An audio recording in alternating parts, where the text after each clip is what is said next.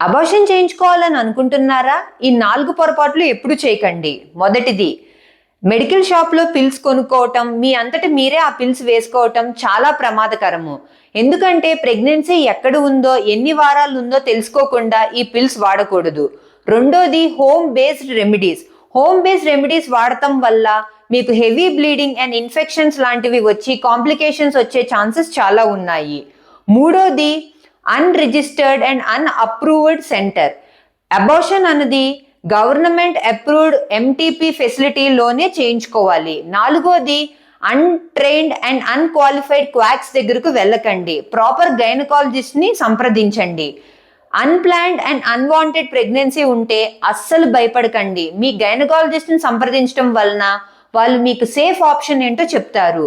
మీ privacy ఎంత ఇంపార్టెంటో మీ safety కూడా అంతే ఇంపార్టెంట్. నేను మీ డాక్టర్ వసుదా, గైనకాలజిస్ట్.